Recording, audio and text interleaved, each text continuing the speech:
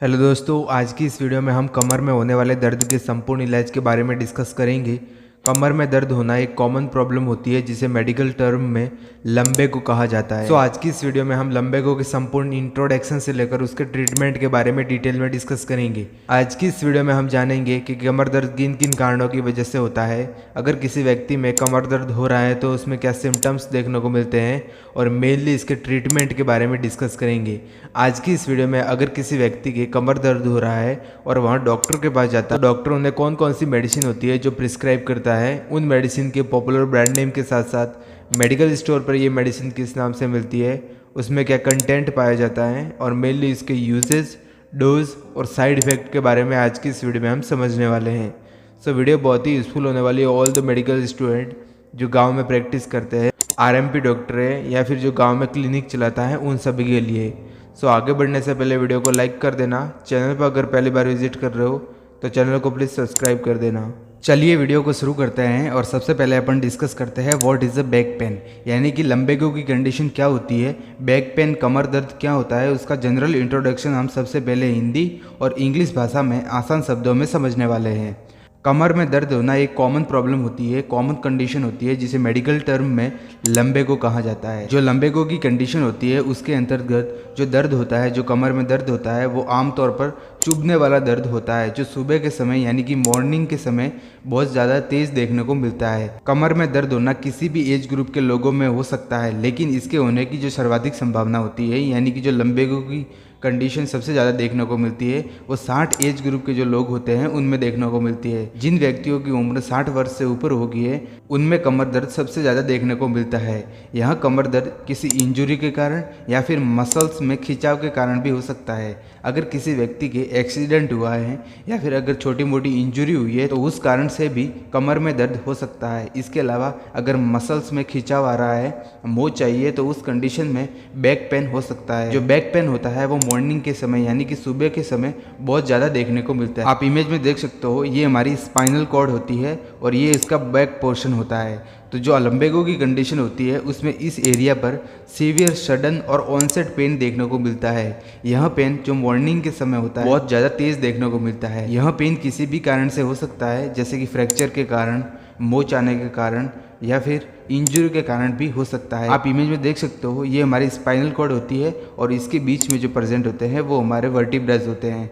अगर इनमें इंजरी हो जाती है, किसी प्रकार की फ्रैक्चर हो जाता है, तो उस कंडीशन में व्यक्ति के इस पोर्शन पर सीवियर सडन और ऑनसेट पेन देखने को मिलता है। नेक्स्ट वीडियो में आगे बढ़ते हैं और आगे अपन डिस्कस करते हैं कोजेज ऑफ बैक पेन, यानी कि कमर में दर्द होने के क्या क्या कारण होते हैं। उन कारणों को हम एक एक करके डिटेल में डिस्कस करेंगे। वैसे तो कमर में दर्द होने के बहुत सारे कारण होते हैं, 100 से भी ज़्यादा कारण है, लेकिन हम जो मेन कोज होते हैं उनके बारे में ही आज की इस वीडियो में डिस्कस करेंगे। सबसे पहले जो हमारा बैक पेन का मोस्ट कॉमन कोज होता है वो होता है मस्कुलर खिंचाव या फिर मोच आना। अगर मसल्स में खिंचाव हो गया है आपके, या फिर छोटी मोटी चोट आई है, तो उस कंडीशन में हो सकता है कि आपके बैक पेन हो। इसके अलावा स्पाइनल फ्रैक्चर, आप इमेज में देख सकते हो, ये हमारी स्पाइनल कॉर्ड होती है। अगर किसी व्यक्ति के एक्सीडेंट के कारण या फिर कहीं से गिरने के कारण उसमें फ्रैक्चर हो गया है तो उस कंडीशन में भी बैक पेन हो सकता है। इसके अलावा हर्निएटेड डिस्क, आप इमेज में देख सकते हो, ये हमारी स्पाइनल कॉर्ड होती है और इसके बीच में जो वर्टिब्रल कॉलम होते हैं वो प्रेजेंट रहते हैं। अगर इसमें किसी प्रकार के दबाव के कारण, प्रेशर के कारण जो अंदर की जो नर्व्स होती है वो पिंच हो जाती है या फिर जो हर्निया के द्वारा बाहर की ओर निकल जाती है, तो उस कंडीशन में भी व्यक्ति के अंदर पेन, जो बैक पेन होता है, वो देखने को मिल सकता है। इसके अलावा स्पाइनल स्टेनोसिस, आप इमेज में देख सकते हो, ये हमारी स्पाइनल कॉर्ड होती है और इसके बीच में स्पाइनल नर्व्स होती है। अगर किसी कारण से जो हमारे वर्टिब्रल कॉलम होते हैं और जो स्पाइनल नर्व्स होती है इनके बीच की जगह कम हो जाती है, तो उस कंडीशन में वहाँ पर बहुत ज़्यादा सीवियर प्रेशर देखने को मिलता है, जिसके कारण भी जो बैक पेन की कंडीशन होती है वो अराइज हो सकती है। इसके अलावा नर्व पिंच, आप इमेज में देख सकते हो, हमारे स्पाइनल कॉर्ड के बीच में बहुत सारी जो स्पाइनल नर्व्स होती है वो प्रेजेंट रहती है। अगर किसी व्यक्ति के स्पाइनल नर्व पिंच हो जाते हैं यानी कि दब जाती है प्रेशर के कारण या फिर छोटी मोटी इंजरी के कारण वहाँ स्पाइनल नर्व डैमेज हो जाती है, तो उस कंडीशन में भी हो सकता है कि आपके अंदर जो कमर दर्द की समस्या है वो देखने को मिल सकती है। इसके अलावा डिजेनरेटिव डिस्क डिजीज़, जो डिस्क होती है, हर्निएटेड डिस्क होती है, उसका पूरी तरह से नहीं बनना, ये भी एक कारण हो सकता है। इसके अलावा साइटिक नर्व का पिंच होना, जो हमारी साइटिक नर्व्स होती है, जो हमारे दोनों पैरों में जाती है, हमारे शरीर की सबसे बड़ी नर्व्स होती है, वह अगर किसी कारण से पिंच हो जाती है, किसी छोटी मोटी इंजरी के कारण या फिर एक्सीडेंट के कारण इसमें अगर डैमेज हो जाता है तो उसके कारण भी बैक पेन देखने को मिल सकता है। इसके अलावा भी कुछ डिजीज़ कंडीशन होती है जैसे कि ऑस्टियोआर्थराइटिस। ऑस्टियोआर्थराइटिस की कंडीशन में जो बोन होती है उनका इन्फ्लामेशन हो जाता है, तो उसके कारण भी कमर में दर्द हो सकता है। इसके अलावा स्पाइनल ट्यूमर, जो हमारी स्पाइनल कॉर्ड होती है उसमें हो सकता है कि कंजेनाइटल या फिर जो एक्वायर्ड ट्यूमर होते हैं उनका निर्माण हो, जिसके कारण भी जो पेशेंट होता है उसमें बैक पेन देखने को मिल सकता है। इसके अलावा कुछ अन्य डिजीज़ कंडीशन होती है जैसे कि किडनी स्टोन। अगर किसी व्यक्ति के पथरी में निर्माण हुआ है तो उसमें भी व्यक्ति के अंदर जो बैक की साइड होता है, आप इमेज में देख सकते हो, बैक की साइड सीवियर सडन और ऑनसेट पेन देखने को मिल सकता है। इसके अलावा कुछ रिस्क फैक्टर होते हैं जैसे कि प्रेगनेंसी। अगर कोई महिला प्रेग्नेंट है तो उसके कारण उसका जो बॉडी वेट होता है वो पूरा का पूरा स्पाइनल नर्व्स पे आता है, जो हमारी स्पाइनल कॉर्ड होती है उस पे आता है। इसके कारण भी बैक पेन हो सकता है। इसके अलावा वीकनेस, यानी कि अगर व्यक्ति कोई बहुत ज़्यादा कमज़ोर है, खाने में प्रॉपर न्यूट्रिशन, प्रोटीन और कार्बोहाइड्रेट लेने होते हैं, वो अगर नहीं ले रहा है तो उस कंडीशन में उसके अंदर जो न्यूट्रिशन डेफिशिएंसी की समस्या होती है वो देखने को मिलती है, तो इसके कारण भी कमर में दर्द हो सकता है। इसके अलावा एज भी आपके कमर दर्द का सबसे मुख्य कारण होता है। अगर किसी व्यक्ति की एज 60 प्लस यानी कि 16 प्लस हो गई है तो उस कंडीशन में उसकी जो बोन होती है वो वीक हो जाती है, कमज़ोर हो जाती है, तो उसके कारण भी कमर में दर्द देखने को मिल सकता है। आगे हम इनके सिम्टम्स के बारे में डिटेल में डिस्कस करेंगे। नेक्स्ट वीडियो में आगे बढ़ते हैं और आगे अपन डिस्कस करते हैं सिम्टम्स ऑफ बैक पेन, यानी कि लंबेगो की कंडीशन में पेशेंट के अंदर कौन कौन से ऐसे लक्षण होते हैं जो दिखाई देते हैं। उन लक्षणों को हम एक एक करके डिटेल में डिस्कस करेंगे। सबसे पहले जो हमारा लक्षण होता है वो सीवियर बैक पेन होता है। आप इमेज में देख सकते हो, व्यक्ति के बैक साइड में आप इमेज में देख सकते हो, इस पोर्शन पर सीवियर सडन और ऑनसेट पेन देखने को मिलता है। इसके अलावा उठते या फिर बैठते समय दर्द होना, कमर में अकड़न होना ड्यूरिंग द एक्टिविटी, यानी कि अगर कोई महिला, कोई व्यक्ति अगर कोई फिजिकल एक्टिविटी करता है, वेट उठाता है या फिर कोई कार्य करता है तो उस कंडीशन में उसके कमर में दर्द होता है। इसके अलावा वीकनेस, यानी कि कमज़ोरी आ जाती है। कमर दर्द का नीचे की ओर बढ़ना, यानी कि जो कमर दर्द होता है वो धीरे धीरे आपके बटक से पैरों की ओर रेडिएट होता है। इसके अलावा कमर दर्द के साथ साथ बर्निंग सेंसेशन, यानी कि जलन फील होना, मांसपेशियों में ऐंठन होना, वजन उठाने में परेशानी होना और जो पैर होते हैं उनमें दर्द महसूस होना, ये कुछ सिम्टम्स होते हैं जो कि लंबेगो की कंडीशन में पेशेंट के अंदर दिखाई देते हैं। आगे हम इसके कुछ इन्वेस्टिगेशन के बारे में देखेंगे। अगर किसी व्यक्ति में कमर दर्द हो रहा है तो उस कंडीशन में हम कुछ ऐसे रेडियोलॉजिकल इन्वेस्टिगेशन करके उस चीज़ का पता लगा सकते हैं, जैसे कि हिस्ट्री टेकिंग, पेशेंट की हिस्ट्री टेकिंग करके, या फिर फिजिकल एग्जामिनेशन, जो व्यक्ति होता है उसका head to toe physical examination करके भी जो कमर दर्द की समस्या है उसका पता लगा सकते हैं। अगर इन टेस्ट से भी कमर दर्द का पता नहीं चलता है तो उस कंडीशन में हम सीटी स्कैन करवा सकते हैं। स्पाइनल एक्सरे, यानी कि जो हमारी स्पाइनल कॉर्ड होती है जहाँ पे दर्द महसूस होता है वहाँ का एक्सरे करवा सकते हैं, ब्लड टेस्ट करवा सकते हैं या फिर एमआरआई करवा के इस चीज़ का पता लगा सकते हैं। नेक्स्ट वीडियो में आगे बढ़ते हैं और आगे अपन डिस्कस करते हैं ट्रीटमेंट ऑफ बैक पेन। अगर बैक पेन की कंडीशन में कोई व्यक्ति डॉक्टर के पास जाता है तो डॉक्टर उन्हें कौन कौन सी मेडिसिन प्रिस्क्राइब करते हैं, उन मेडिसिन को हम एक एक करके डिटेल में डिस्कस करेंगे। सबसे पहले उस मेडिसिन का हम पॉपुलर ब्रांड नेम देखेंगे, उसमें क्या कंटेंट पाया जाता है और मेनली इसके यूजेज और डोज के बारे में आज की इस वीडियो में डिस्कस करेंगे। सो आगे बढ़ने से पहले मैं आप सब लोगों को बता दूं कि मेरे द्वारा जितनी भी मेडिसिन, टैबलेट या फिर इंजेक्शन की जानकारी दी जाती है वो सिर्फ एजुकेशन पर्पज़ से है। आप किसी भी टैबलेट और इंजेक्शन का उपयोग खुद की मर्जी से ना करें, नहीं तो आगे चलकर आपको प्रॉब्लम हो सकती है। तो सबसे पहले जो हमारी टैबलेट है उसका नाम होता है पेनस्प्रिन टैबलेट। आप इमेज में देख सकते हो, पेनस्प्रिन इसका मोस्ट पॉपुलर ब्रांड नेम होता है, जो कि 100 mg की 75 mg की टैबलेट होती है, जो आपको मेडिकल स्टोर और हॉस्पिटल में आपको आसानी से मिल जाएगी।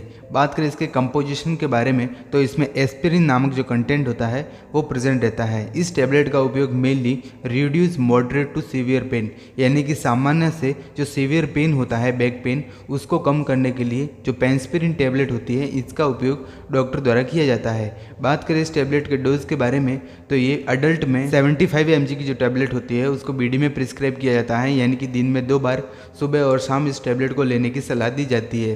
जो चिल्ड्रन होते हैं उसको 30 mg की जो टैबलेट होती है उसे बीडी में प्रिस्क्राइब किया जाता है।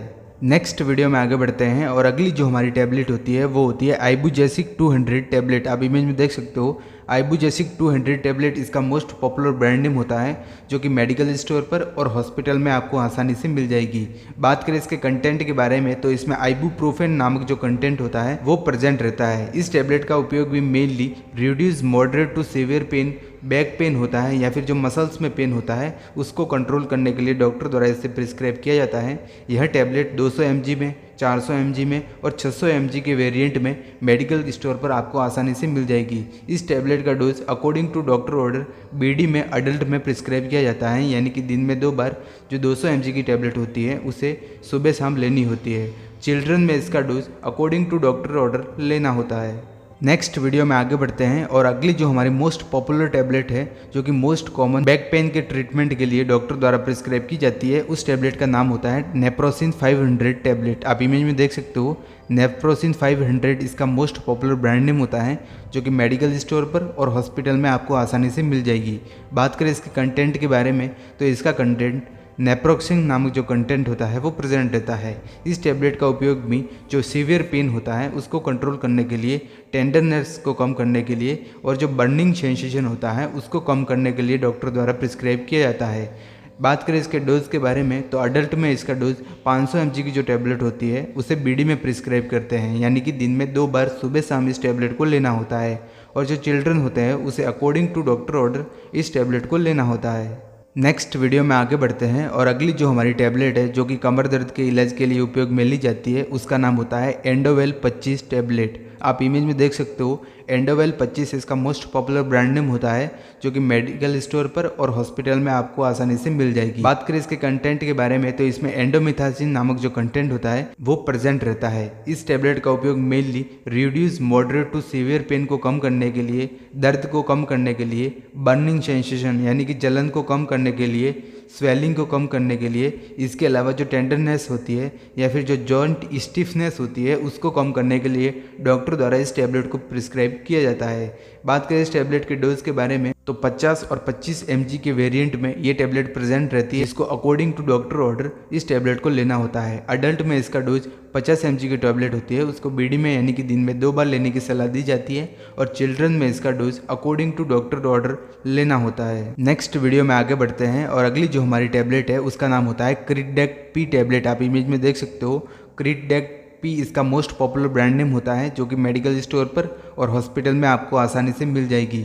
बात करें इसके कंटेंट के बारे में तो इसमें मेनली 2 ड्रग का कॉम्बिनेशन होता है। फर्स्ट ऑफ ऑल जो ड्रग होती है वो होती है डाइक्लोफेनिक पोटेशियम और इसके अलावा जो पैरासीटामोल नामक जो कंटेंट होता है, इन दोनों का ही कॉम्बिनेशन इस टैबलेट में प्रेजेंट रहता है। यह एक मोस्ट पॉपुलर टैबलेट है जो कि पेन को कम करने के लिए यूज़ की जाती है। इसका उपयोग भी mainly reduce moderate to severe pain और बर्निंग सेंसेशन को कम करने के लिए डॉक्टर द्वारा प्रिस्क्राइब की जाती है। ये सभी की सभी मेडिसिन एनेसाइड कैटेगरी की होती है, यानी कि non steroid anti inflammatory drug है। अभी तक हमने जितनी भी मेडिसिन के बारे में डिस्कस किया है उनमें से आप किसी भी एक टैबलेट को ले सकते हैं। बात करें इस टैबलेट के डोज के बारे में तो जो 100 mg की टैबलेट होती है वो अडल्ट में बीडी में प्रिस्क्राइब की जाती है और बच्चों में अकॉर्डिंग टू डॉक्टर ऑर्डर इस टैबलेट को लेना होता है। नेक्स्ट वीडियो में आगे बढ़ते हैं और आगे अपन एक इंजेक्शन के बारे में डिस्कस करेंगे जिसका उपयोग मेनली सीवियर पेन को कम करने के लिए डॉक्टर द्वारा प्रिस्क्राइब की जाती है। अगर टैबलेट लेने के बाद भी अगर पेशेंट में पेन कम नहीं हो रहा है तो उस कंडीशन में एक इंजेक्शन का उपयोग किया जाता है, उसका नाम होता है सिफाडॉल इंजेक्शन। आप इमेज में देख सकते हो सिफाडॉल इसका मोस्ट पॉपुलर ब्रांड नेम होता है, जो कि मेडिकल स्टोर पर और हॉस्पिटल में आपको आसानी से मिल जाएगा। बात करें इसके कंटेंट के बारे में तो इसमें ट्रामाडोल हाइड्रोक्लोराइड नामक जो ड्रग होती है वो प्रेजेंट रहती है। इस इंजेक्शन का उपयोग मेनली सीवियर पेन को कम करने के लिए और बर्निंग सेंसेशन को कम करने के लिए डॉक्टर द्वारा प्रिस्क्राइब किया जाता है। बात करें इस इंजेक्शन के डोज के बारे में तो इसका डोज अडल्ट में 2 ml का जो इंजेक्शन होता है वो बीडी में देते हैं। इसमें 1 ml ईच के हिसाब से 50 mg की ड्रग प्रेजेंट रहते हैं, यानी कि अगर पेशेंट को 2 ml का इंजेक्शन लगा रहे हैं तो इसमें 100 mg ट्रामाडोल हाइड्रोक्लोराइड नामक जो ड्रग होती है वो प्रेजेंट रहती है। इसका डोज बीडी में देते हैं, यानी कि दिन में 2 बार। और इस इंजेक्शन को जो 100 ml NS होता है उसे इन्फ्यूजन करके IV रूट द्वारा इस इंजेक्शन को दिया जाता है। नेक्स्ट वीडियो में आगे बढ़ते हैं और आगे अपन कुछ स्पेशलाइज जो इंजेक्शन होते हैं उनके बारे में डिटेल में डिस्कस करेंगे। अगर टैबलेट और इंजेक्शन के लेने के बाद भी अगर किसी पेशेंट में बैक पेन की कंडीशन सही नहीं हो रही है तो उस कंडीशन में डॉक्टर द्वारा एपिड्यूरल स्टेरॉइड इंजेक्शन का उपयोग किया जाता है, जिसको जो एपिड्यूरल स्पेस होता है उसमें ही सीधा इंजेक्ट किया जाता है। तो उन इंजेक्शनों को हम एक एक करके डिटेल में डिस्कस करेंगे। यह इंजेक्शन सबसे प्रभावी होते हैं अगर किसी व्यक्ति में क्रोनिक बैक पेन हो रहा है तो उस कंडीशन में डॉक्टर द्वारा जो एपिड्यूरल इंजेक्शन होते हैं इनका उपयोग किया जाता है। इसमें स्टेरॉइड इंजेक्शन की सहायता ली जाती है, जिसमें जो एपिड्यूरल स्पेस होता है उसमें इस इंजेक्शन को इंजेक्ट किया जाता है। तो उन इंजेक्शन के बारे में देखें तो सबसे पहले जो हमारा इंजेक्शन होता है वो होता है डेक्सोना इंजेक्शन। आप इमेज में देख सकते हो, डेक्सोना इसका मोस्ट पॉपुलर ब्रांड नेम होता है, जिस इंजेक्शन को IV + IM लगा सकते हैं। लेकिन जो बैक पेन की कंडीशन होती है उस कंडीशन में उसे एपिड्यूरल स्पेस में इस इंजेक्शन को इंजेक्ट किया जाता है। बात करें इसके कंपोजिशन के बारे में तो इसमें डेक्सामेथासोन हाइड्रोक्लोराइड नामक जो ड्रग होती है वो प्रेजेंट रहती है। इस इंजेक्शन को स्पाइनल कॉर्ड के जो एपिड्यूरल स्पेस होता है, आप इमेज में देख सकते हो, ये हमारा एपिड्यूरल स्पेस होता है जिसमें इंजेक्ट किया जाता है। यह इंजेक्शन पेन को कम करता है, रेडनेस को कम करता है और जो स्वेलिंग यानी कि जो सूजन होती है उसको भी कम करता है। नेक्स्ट वीडियो में आगे बढ़ते हैं और अगला जो हमारा स्टेरॉइड इंजेक्शन है जिसे एपिड्यूरल स्पेस में इंजेक्ट किया जाता है उसका नाम होता है बीटा GB इंजेक्शन। आप इमेज में देख सकते हो, बीटा GB इसका मोस्ट पॉपुलर ब्रांड नेम होता है जो कि मेडिकल स्टोर पर और हॉस्पिटल में आपको आसानी से मिल जाएगा। बात करें इसके कंटेंट के बारे में तो इसमें बीटामेथासोन नामक जो ड्रग होती है वो प्रेजेंट रहती है। यहाँ एक स्टेरॉइड इंजेक्शन जिसका उपयोग बैक पेन की कंडीशन में किया जाता है। इस इंजेक्शन को भी जो स्पाइनल कॉर्ड होती है उसके बीच में जो सबड्यूरल स्पेस होता है उसमें इस इंजेक्शन को इंजेक्ट किया जाता है तथा इस इंजेक्शन को लगाने के बाद पेशेंट के अंदर जो पेन और रेडनेस, स्वेलिंग जैसी जो कंडीशन होती है वो ठीक हो जाती है। आप इमेज में देख सकते हो। इस प्रकार से इस इंजेक्शन को जो एपिड्यूरल स्पेस होता है उसमें इंजेक्ट किया जाता है। सो गाइस, उम्मीद करता हूँ जितनी भी मैंने कमर दर्द के बारे में, उसके इंट्रोडक्शन से लेकर उसके ट्रीटमेंट के बारे में जो मेडिसिन प्रिस्क्राइब की जाती है उन मेडिसिन के बारे में समझाया है वो आपको समझ में आया है। वीडियो अगर पसंद आई हो तो वीडियो को लाइक कर देना। चैनल पर अगर पहली बार विजिट कर रहे हो तो चैनल को प्लीज़ सब्सक्राइब कर देना। हम मिलते हैं किसी न्यू एजुकेशन वीडियो में, तब तक के लिए जय हिंद, जय भारत।